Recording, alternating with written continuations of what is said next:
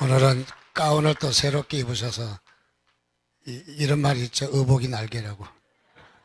원래 멋있는데 또 이렇게 가운 우리 조상아 장로님 잘 섬겨주셔서 감사드립니다. 우리 옆에 분과 인사하겠습니다. 잘 오셨습니다. 주님의 은혜가 함께 하시기 바랍니다. 다시 한번 인사할까요? 잘 되고 있습니다. 잘 되시기를 바라는 마음과 또 잘 되고 있다는 긍정적인 말이기도 합니다. 여러분 모든 삶에 하나님의 큰 도우심이 있기를 주님의 이름으로 축원드립니다. 특별히 우리가 성경 제일 마지막, 구약의 제일 마지막이 말라기라고 그러죠. 말라기. 그리고 신약에서 제일 처음에 시작되는 부분은 마태복음입니다. 그래서 거기를 나눠서 신약과 구약으로 나눠집니다. 구약 성경 말라기 맨 마지막에 마지막 말씀은 무엇일까? 말라기 4장 6절 말씀에 보니까 그가 아버지의 마음을 자녀에게로 돌이키게 하고 자녀들의 마음을 그들의 아버지로 돌이키게 하리라. 돌이키지 아니하면 두렵건대 내가 와서 저주로 그 땅을 칠까 하노라 하시니라 라고 말을 했어요. 영어 성경에 보니까 맨 마지막에 The land with a curse라고 되어 있어요. 맨 마지막 단어가 curse라는 단어이죠. 그 단어는 뜻이 저주예요. 저주. 그래서 구약의 마지막 말은 무슨 말일까? 저주이다. 그래서 저주를 말하고 있어요. 구약 성경의 저주. 그리고 신약에서는 제일 처음에 말이 무엇일까? 그것은 우리가 4장까지는 족보에 대한 이야기가 쭉 나오고 세례요한의 등장에 대한 이야기가 쭉 나오다가 이제 신약에 와서 제일 처음으로 메시지가 전달되는 것이 무엇이냐면 산상보훈 마태복음 5장부터입니다. 거기에 골자가 무엇이냐면 바로 복이라고 말하는 심령이 가난한 자는 복이 있나니. 그러니까 구약은 저주를 말하고 있고요. 신약은 축복을 말하고 있다. 이렇게 우리가 생각해도 틀림이 없다라고 생각합니다. 구약은 저주를 말하는 것은 다시 말해 죄를 책망하는 거죠. 그래서 구약은 율법이라고 그러고 신약은 복음이라고 그러는 거예요. 율법은 무엇을 상징하냐면 죄를 정하는 것을 이야기하는 거예요. 그냥 우리가 있으면은 죄인지 아닌지 잘 몰라요. 그래서 도둑질하면 도둑이다. 또 강도질하면 강도다. 이렇게 하면은 잘못됐다. 그렇게 해서 우리가 법을 정하는 것처럼 구약에는 율법이라고 하는데 이 율법이 우리의 죄를 정하는 거예요. 죄인이라는 사실을 말해주는 거죠. 그래서 구약은 저주를 말한다. 그렇게 우리가 좀 굉장히 강한 어조이긴 하지만은 그렇게 말할 수 있어요. 신약은 무엇이냐면 복을 말하는 거예요. 그래서 구약은 율법이죠. 신약은 복음이고.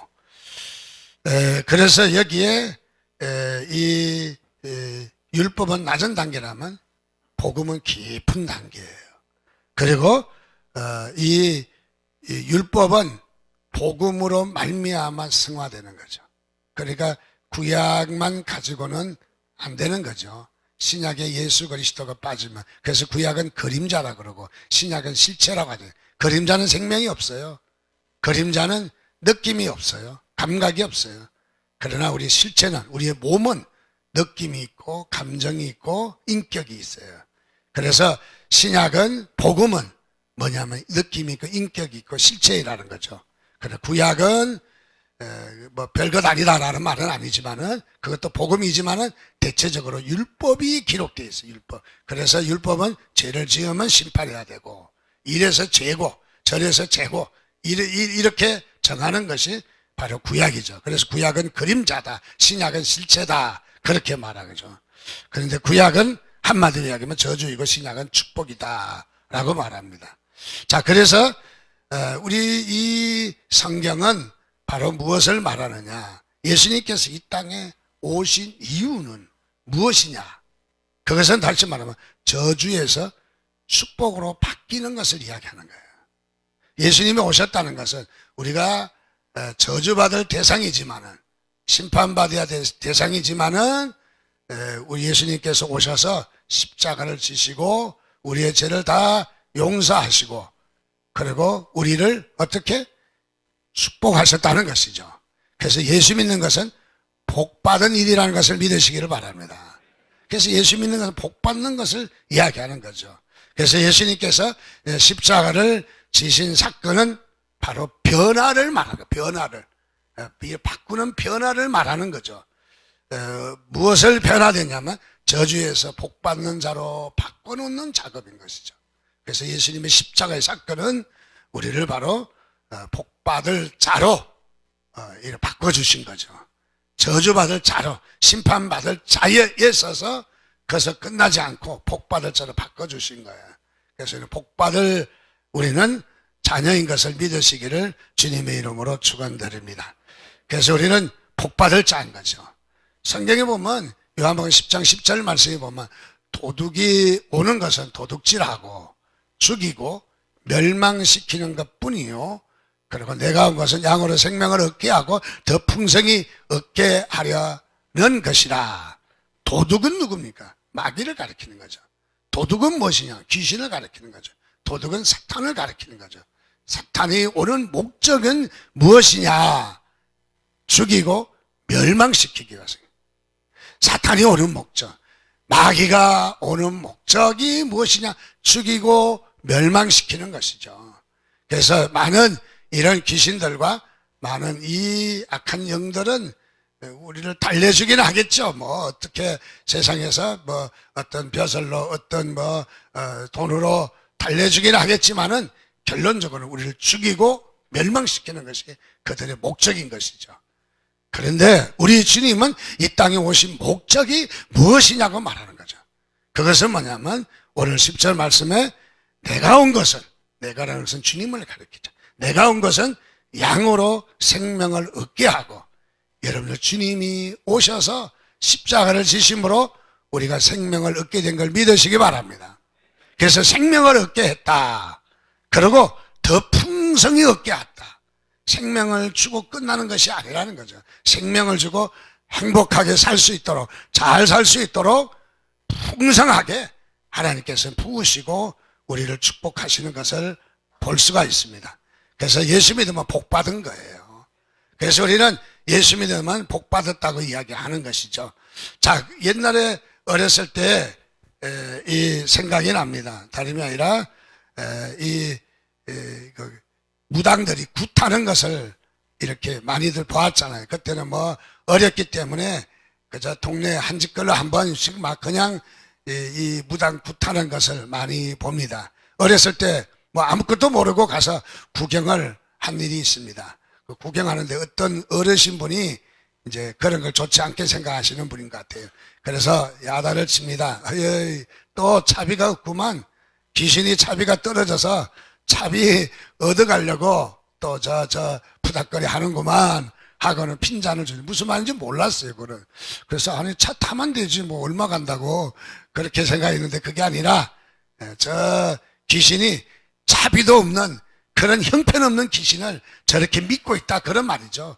이분이 그리스도인이 아닌 것 같은데 그렇게 말한 것이 귓가에 지금도 생각이 납니다. 즉 다시 말하면 무엇을 가르쳐요? 귀신은 아무것도 없다는 말이죠. 우리를 부유하게 할 수 없다는 거죠. 귀신은 우리에게 돈을 주는 것처럼 보이고 우리에게 향락을 주는 것처럼 보여서 우리를 기쁘게 하고 만족하게 하고 우리의 삶을 풍성하게 하는 것처럼 보이지만은 실제는 그게 아니라는 거예요. 그래서 형편없는 저런 귀신을 뭘 믿느냐 그런 말을 이 어르신이 왜 했는지는 모르겠지만 하는 것을 서뜻 들을 수가 있었던 것입니다. 우리 주님은 풍성하신 주님인 것을 믿습니다. 바로 전능하신 하나님이신 것을 믿습니다. 그래서 우리 주님은 부유하신 하나님이십니다. 그래서 성경에는 금도 내 것이고 은도 내 것이다. 뭐냐, 우리 주님은 금과 은이 풍성하신 분이시다 하는 것을 말하는 거죠. 여러분, 주님이 부유하신 것을 믿으시기를 바랍니다. 먼저 우리가 신앙이 주님 앞에 그분의 존재를 우리가 알아야 돼요. 존재를요. 우리가 존재를 잘 몰라서 우리 어머니 아버지는 짠돌이라서 돈도 안 주시고 그래서 돈 안 줄 거야. 그래서 도둑질을 했어요. 남의 물건 훔쳤어요. 왜 그랬니 모르니까 우리 엄마가 우리 아빠가 굉장히 짜시기 때문에 돈 안 줄 줄 알고 믿음이 없는 거죠. 우리는 하나님이 주실 것을 믿으시기를 바랍니다. 하나님이 우리에게 부어주실 것을 먼저 믿으셔야 돼요, 우리가.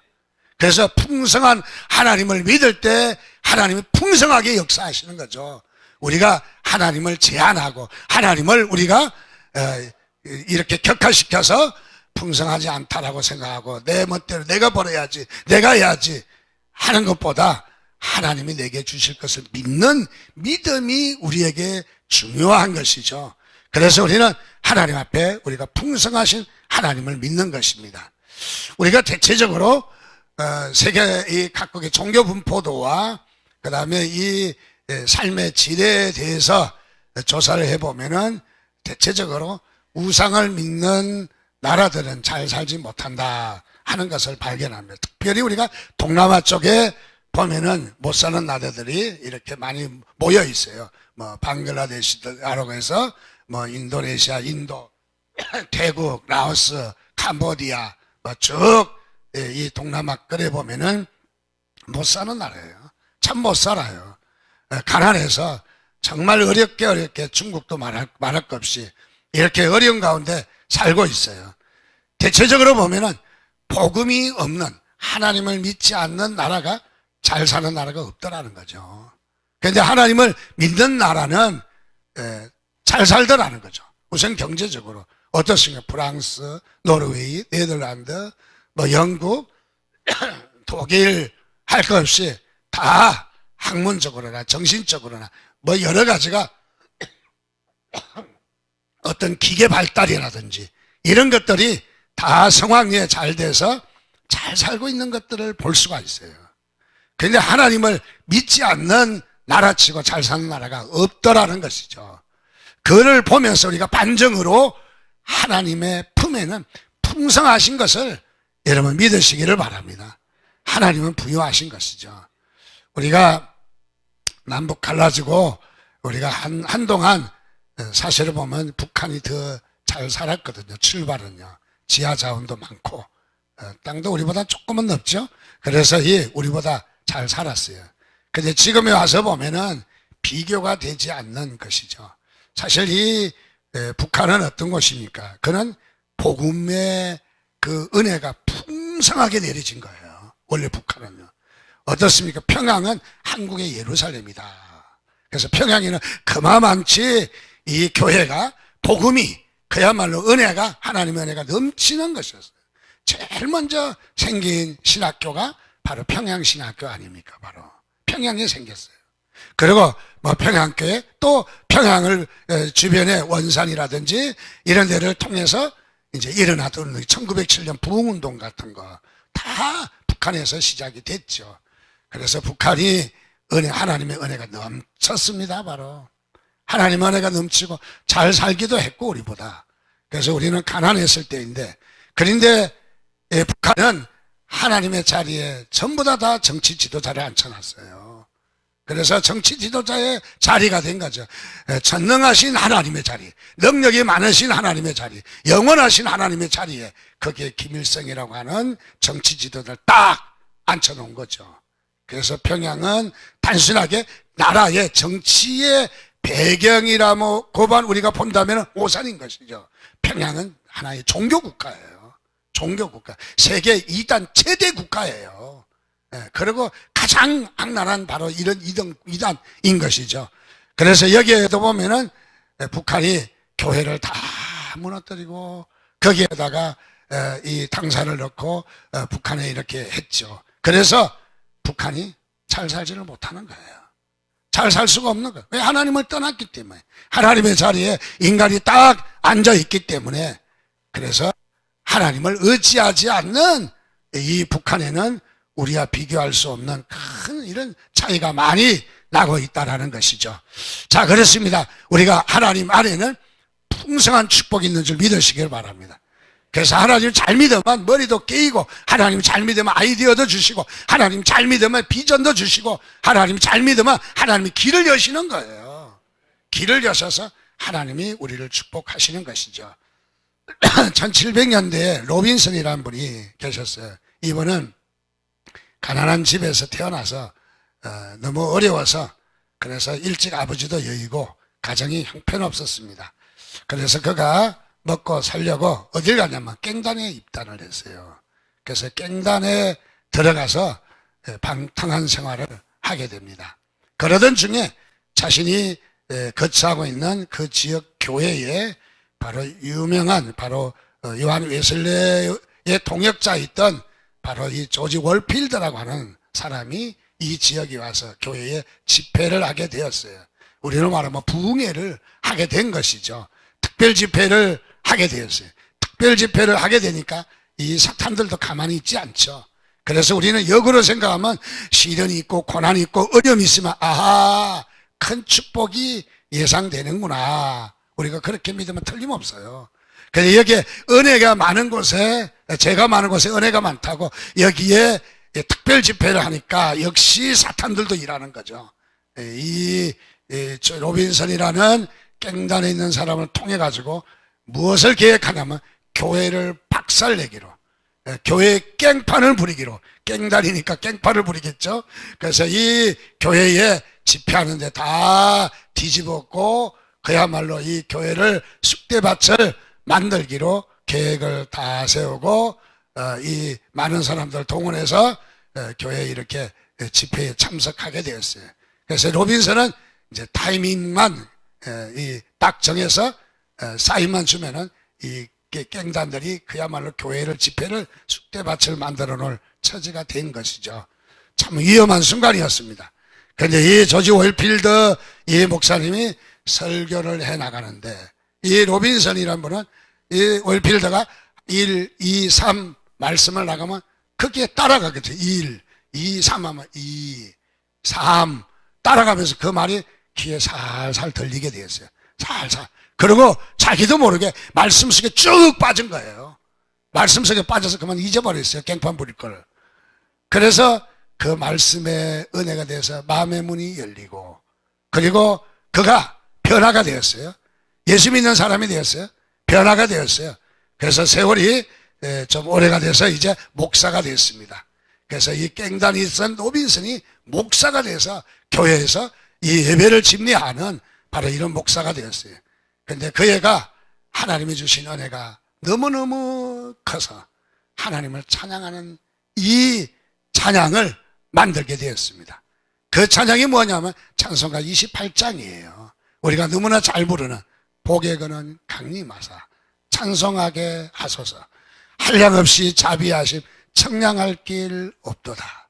천사들의 찬송가로 내게 가르치셔서 구속하신 그 사랑을 항상 찬송합니다. 주의 크신 도움받아 이때까지 왔으니 이와 같이 천국에도 이르기를 바라네. 우리 같이 하면 1절만. 복에 근어 강림하사 찬송하게 하소서, 한량없이 자비하시 청량할 길 없도다. 천사들의 찬송가를 내게 가르치소서, 구속하시 그 사랑을 항상 찬송합니다. 이 찬송을 작사하신 거예요. 얼마나 하나님의 은혜가 큰지. 그는 이렇게 하나님을 경험한 거예요. 하나님은 풍성하시다. 하나님은 부요하시다. 하나님은 축복을 주신다.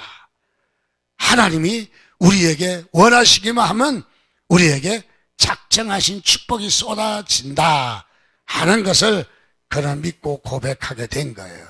한마디로 이야기하면은 바로 우리의 이 하나님을 경외하고 하나님을 믿는 것은 축복의 파이프라인이다, 축복의 바로 통로이다 하는 것을 그가 고백하게 된 것입니다. 그래서 그는 바로 이렇게 하나님을 예배하는, 하나님을 바로 이렇게 의지하는 신실한 목사가 되었던 것이죠. 또 그런 하나님을 경험했던 것이죠, 바로. 그래서 우리가 이 주일날 문을 닫고, 우리가 가게 문을 닫고, 그리고 우리가 교회 나오는데 이 주일날을 주님의 날이다, 또는 이 날을 하나님의 날이다, 하늘의 날이다 해서 헤븐데이라고 쓰는 사람도 있어요. 그래서 이 날은 하나님의 날이다. 이 날은 무엇이냐면 가게 문을 닫고, 우리의 직장의 문을 닫고, 우리 세상의 문을 닫고, 그래서 닫아서 우리가 축복이 끊어진 것이 아니라, 벌이가 끊어진 것이 아니라, 바로 여기에 우리가 세상 문을 닫을 때 하늘의 문이 열린다는 상징적인 말이라는 거죠. 하늘의 문이 열린다. 그래서 하늘의 문이 열리는 바로 그런 경험을 하시기를 주님의 이름으로 축원드립니다. 자, 그렇습니다. 이 하나님의 축복은 무엇을 통해서 오느냐? 바로 예배를 통해서 오시는 것이죠. 예배. 여러분, 예배가 얼마나 귀한지 아십니까? 예배. 여러분, 예배를 소중히 여기시기를 바랍니다. 하나님을 최고로 경외하는 것이 예배예요. 이 예배의 특징은 뭐냐면 하나님을 높이는 거예요. 내가 높임을 받는 게 아니라고요. 내가 높아지는 게 아니라 하나님을 높이는 거예요. 하나님을 경외하는 거예요. 하나님을 존경하는 거예요. 존경하는 거예요. 하나님을 칭찬하는 거예요. 우리 낮은 단어로 이야기하면. 그래서 예배에 우리가 가장 소중한 것은 하나님을 높이는 일이에요. 하나님을. 나를 높이는 것이 아니라고요. 오늘 내가 왔는데 나를 알아주나 안 알아주나. 예, 사람은 알아줄 것 없어요. 하나님이 알아주시면 되는 거예요. 그래서 하나님을 높이는 거예요. 그런데 이 예배가 무엇이냐면, 예배가 하나님의 은혜를 부어주시는, 하나님의 축복을 부어주시는 통로라는 거죠. 통로라는 거죠. 그래서 예배에는 하나님의 은혜가 흐르고 있어요. 예배에는 하나님의 축복이 흐르고 있어요. 예배에는 하나님의 놀라운 그 사랑이 흐르고 있어요, 바로. 또 예배에는 성령님의 운행하심이 흐르고 있어요, 바로. 그래서 이 예배 가운데서 하나님을 우리가 높이는 것이죠. 특별히 우리가 혈관이 막히면은 고혈압이나 동맥경화나 또 이 혈관이 막힘으로 말미암아 오는 병들이 너무너무 많잖아요. 뭐 심지어는 당뇨라는 것까지도 다 보면은 혈관의 혈액순환의 문제거든요. 그런데 이 혈액순환이 막히면 어떻게 됩니까? 마치 오늘도 도로가 뻥뻥, 고속도로가 쫙쫙 뚫려 있는데 한 군데 막히면은 다 도로가 쓰잘 데가 없는 거잖아요. 그냥 우리가 여행을 하다가 고속도로 한 군데 사고가 났다, 못 가잖아요. 얼마나 시간을 많이 지체해야 되고 얼마나 답답하겠어요. 한 군데 막히면 전체 고속도로 다 전체가 통행을 못 하는 거죠. 우리가 못 가는 거죠. 네. 자, 무엇이냐면 우리가 하나님 앞에도 마찬가지라는 것이죠. 성경에서, 그래서 성경에는 흐름을 많이 이야기합니다. 플라우라고 하는 흐름을 많이 합니다. 흐름이 무엇이냐? 예배에서 흐름이 무엇이냐? 이 흐름이 바로 하나님께서 그야말로 귀하게 보시는 것이죠. 흐름이 제대로 흐를 때 바로 하나님의 축복이 심어지는 것이죠. 그래서 우리 마치 이 도로가 잘 뚫린 것처럼 교회는 무엇이 흘러야 하냐면 기도가 흘러야 돼요. 교회는 무엇이 흘러야? 사랑이 흘러야 돼요. 교회는 사랑이 돼요. 우리는 법원이 아니잖아요. 법을 판단하는 기관이 아니잖아요, 우리는요. 그래서 너는 무엇은 죄가 있다, 이것은 우리가 하는 것이 아니라 성령님께서 하셔요. 우리는 무엇을 해야 되냐면 우리는 바로 여기 사랑이 넘쳐야 돼요. 하나님은 우리를 이렇게 뭐라고 할까, 우리를 판단하고 우리를 죄로 정하는 일보다 우리는 바로 교회는 기도가 넘치기를 원하셔요. 그래서 교회는 기도의 부대가 필요해요. 교회는 여러분이 기도할 때 하나님께서 기도를 통해서 축복하셔요. 사랑이 넘쳐야 돼요. 또 어떻습니까? 교회는 서로서로 격려가 넘쳐야 돼요. 격려가. 그래서 남을 격려하는 일이 얼마나 좋은지. 격려하는 일이. 그 은혜가 더할 때 하나님께서 놀라운 역사가 일어나는 것이죠. 그래서 이 교회는 바로 그런 것을 넘쳐야 되는 것이죠. 자, 오늘 그러면 본문으로 돌아가서 오늘 본문은 무엇을 이야기하기에 오늘 설교가 이렇게 삐딱하게 나가나. 삐딱한 건 아니죠. 근데 이 설교가 오늘 산상설교, 예수님께서 우리에게 말씀하신 바로 이 산상수훈입니다. 근데 여기 말씀해 보니까 특별히 예수님께서 언덕 위에서 우리로 말하면 뭐 백두산이나 한라산 꼭대기 가서 가르친 것은 아니고 유대에 사는 그냥 민둥산이죠. 그래서 이 산 이렇게 언덕 위에 올라가서 예수님께서 산상수훈을 제자들에게 가르치십니다. 근데 여기에 1절 말씀해 보니까 예수께서 무리를 보시고 산에 올라가 앉으시니 제자들이 나온지라. 뭐 특별한 거 없잖아요. 여기에. 뭐 특별히 우리가 여기서 신학적인 논쟁이 있어야 될 말도 별로 없는 것 같습니다. 근데 여기에 말씀을 가만히 보면 우리가 특징을 놓쳐서는 안 될 특징이 있어요. 그거 보니까 산에 올라가 앉으셨다. 이렇게 앉으셨다. 앉으셨다는 것은 무엇일까요? 예수님께서 서서 말씀하셨다는 게 아니죠. 서서 말씀한다는 것은 그것은 임시적인 그냥 어떤 짧은 대화를 말할 수가 있겠죠. 누워서 말을 했다 하면은 누웠다라는 것은 개인적인 행동이잖아요. 우리가 관계에서 누워서 사람과의 교제, 커뮤니케이션이 될 수 없는 거잖아요. 그러니까 누워서도 아니했다. 저같이 서서도 말한 게 아니다. 그럼 여기 앉으셨다 하는 말은 우리가 꼭 짚고 넘어가야 될 부분이에요. 이것은 뭐냐면 유대 전통 사회에 말하는 방식이 있는데 누워서 하는 방식이 있고 서서 하는 방식이 있고 앉아서 하는 방식이 있다는 거죠. 앉아서 하는 방식은 무엇이냐면 그것은 사적인 이야기가 아니라는 거죠. 두서없는 이야기가 아니라는 거죠. 우리도 진지하게 얘기할 때 아유 김서방이 잠깐만 앉아보게 뭐냐면 준비하고 앉는 거 아니겠습니까? 유대 전통 랍비들의 방식은 삶은 앉아서 한다는 것은 공식적인 말을 하시는 거예요. 공식적인 말. 이것은 성명서를 발표하듯이 기자회견을 하듯이 공식 선포한다 하는 말인 것이죠. 이것은 마치 기자회견 하듯이 기자회견 어쩌면 프레스센터에서 우리가 이 기자회견을 하듯이 이렇게 하는 것은 그것은 준비하고 정말 단단하게 준비하고 말을 하잖아요. 그냥 슬쩍 지나가는 생각으로 말을 하는 게 아니라는 거죠. 오늘 여기에 중요한 8가지 팔복이라고 하는 이 산상수훈의 하나님의 음성이 무엇이냐. 그것은 심령이 가난한 자는 또 애통하는 자는 온유한 자는 의에 줄이고 목마른 자는 국률이 여기는 자는 마음이 청결한 자는 의를 위해서 핍박받는 자는 이렇게 말씀하신 것은 무엇이냐. 이것은 하나님께서 우리에게 공식적으로 말씀하신 말씀이라는 거예요. 공식적으로 반드시 필요한 말씀이라는 거예요.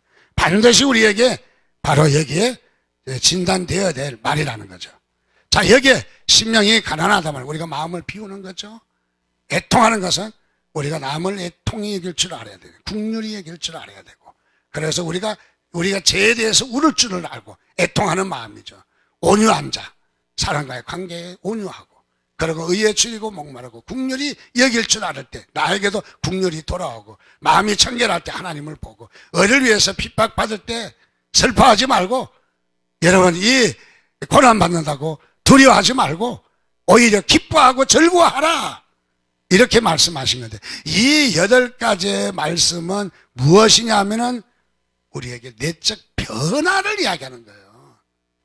우리가 내적인 변화가 됐느냐 하는 것을 내적인 변화를 우리가 가졌느냐 하는 것을 말하는 것이죠. 즉 다시 말하면 여기에 복 있는 자는 무엇을 가져야 된다라고 말하지 않았어요. 여기에 즉 권력을 가져야 복이 있다. 돈을 가져야 부유하다. 또는 우리에게 집이 있어야 명예가 있어야 우리는 어떤 무엇이 있어야 복이 있다라고 말하지 않았어요. 이게 갖는 것이 아니라 여기는 소유가 아니라 우리 안에 내적인 변화가 복이다. 그것을 말한 거예요. 그것을요. 내적인 변화. 우리의 내적인 변화가 그것이 복이다. 우리 외적으로 변화는 쉽게 해결할 수 있어요. 그래서 오늘 뭐 선보러 간다. 그래서 얼른 뭐 좀 때우고 칠하고 뭐 그리면은 잘 안 보이잖아요. 잘 안 보여요. 그러나 내적인 것은 그렇게 할 수 없어요. 잘 꾸미고 간다 할지라도 내적인 마음의 상태는 툭 하고 올라오는 것이죠. 자, 그래서 성경은 사무엘상 16장 7절에도 여호와는 사람을 외모로 보지 아니하시고 중심을 보신다. 중심을, 즉 다시 말하면 우리 내면을 보신다는 거죠. 내면. 우리 신앙생활에 외적인 우리의 액션 가지고 하나님께서 역사하지 아니하신다는 거예요. 내가 와서 앉아 있으면 복이 되겠다 하는 것이 아니라는 거예요. 우리가 이 신앙생활 할 때도 그냥 내가 교회 와서 앉아 있겠다, 어떤 종교 의식에 참여하겠다 하는 것이 우리의 신앙의 방법이 아니라는 거죠. 그저 오늘 우리가 뭐 헌금을 하고 뭐를 하겠다 그것이 아니라 하나님은 너의 내적인 변화가 있느냐는 걸 물으시는 거예요. 내적인 변화. 너희가 내적인 변화가 이루어져야 된다 하는 것을 말합니다. 그래서 선한 사람은 선한 열매를 맺고 악한 사람은 악한 열매를 맺습니다. 그래서 선한 사람은 마음에 선을 쌓아서 선을 낼 수밖에 없는 거죠. 악한 자는 그 쌓은 악에서 악을 내기 때문에 악이 나올 수밖에 없다는 거예요. 그래서 우리 내적인 변화를, 우리가 내적인 변화를 우리가 추구하고 내적인 변화 앞에 우리가 도전해야 합니다. 그래서 잠언 4장 23절은 모든 지킬 만한 것 중에 더욱 내 마음을 지켜라. 마음, 우리의 내적인 것을 지키라는 말이에요. 거기에서 생명의 근원이 것을 안다는 거죠. 생명의 근원이. 우스갯이야기로 어떤 교회에 장로님과 집사님이 계셔서 신방을 갔대요. 그래서 특별히 신방 갔는데 집집마다 앵무새가 있어서 신방 갔더니 장로님 집에 갔더니 앵무새 앞에 앵무새가 목사님을 맞이합니다. 우리 다 기도합시다. 그리고 우리 다 예배합시다. 그래서 목사님 은혜를 많이 받으신 거예요. 역시 장로님 집 땄다. 참 좋은 은혜가 있는 장로다. 그러고 이제 신방을 마치고 집사님 집을 갔대요. 집사님 집을 가서 앵무새 앞에 서니까 앵무새가 무엇을 말하는, 자, 우리 고수톱 칩시다.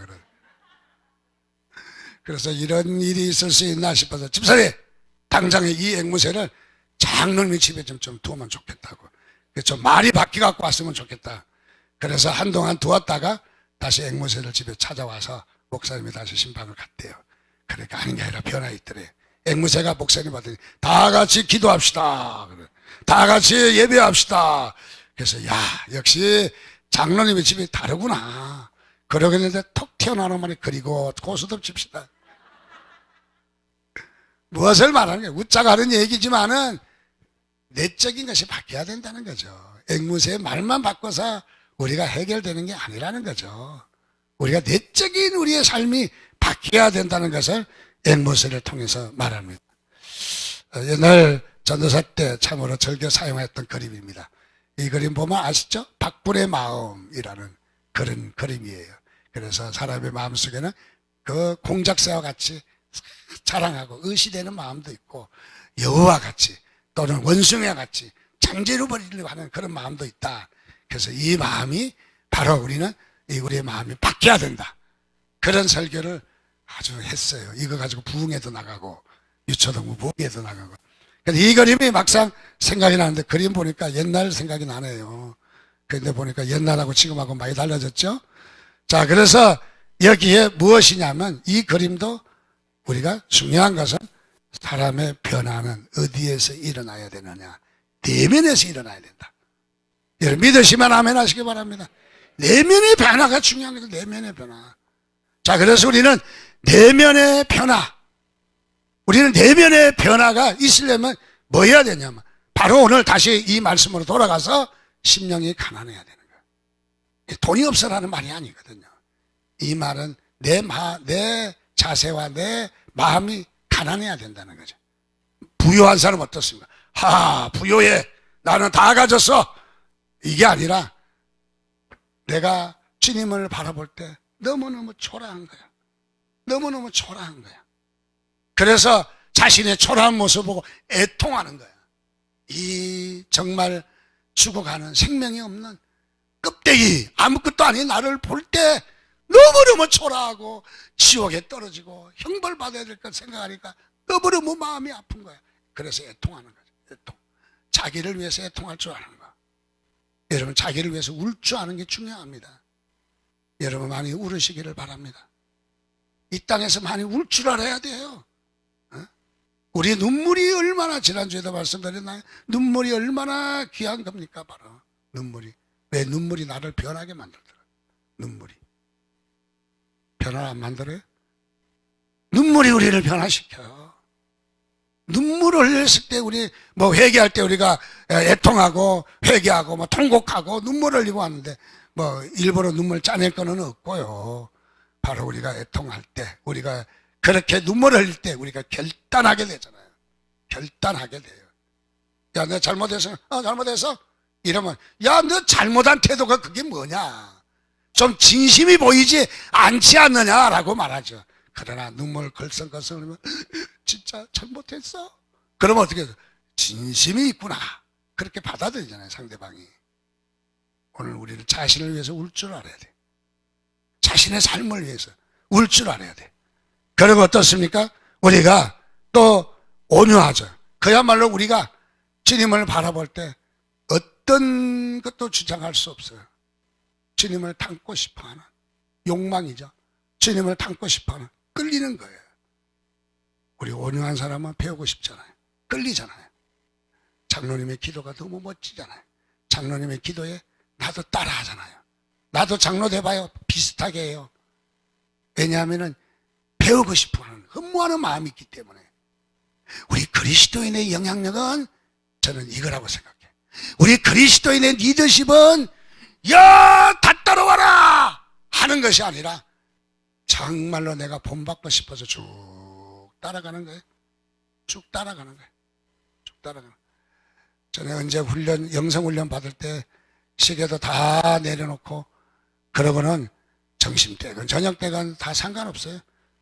강사가, 목자 되시는 강사가 강의하다가 기도시키면 기도하고 강의하면 강의하고 시간이 저녁 시간이 넘어도 그냥 앉아서 있고 그냥 중단하고 밥 먹으러 갑시다 하면 쭉 그 뒤를 따라가요. 절대 한 사람도 앞에 가지 않게 이 책임자 목사님이 쭉 걸어가시는 거예요. 그러면 쭉 다 앉으시죠 하면 앉아서 또 밥도 먹고. 그 작은 훈련이지만 그 그림이 그려져요. 우리도 주님을 흠모하며 주님을 내 마음속에 너무너무 흠모하며 주님을 닮고 싶어하는 마음이 있기를 바랍니다. 정말 그대로 투영되고 싶은 주님을 닮기를 원하는 그게 온유예요. 온유. 주님을 닮고자 하는 것. 그리고 돌아가서 우리는 의에 줄이고 목마르고 의를 위해서 줄이고 목마르고 마음이 청결한 자는 하나님을 본다. 화평케 하는 자. 우리는 교회에서도 화평하고 뭐 주장하고 뭐 의장 그런 사람 해봤자 별거 없어.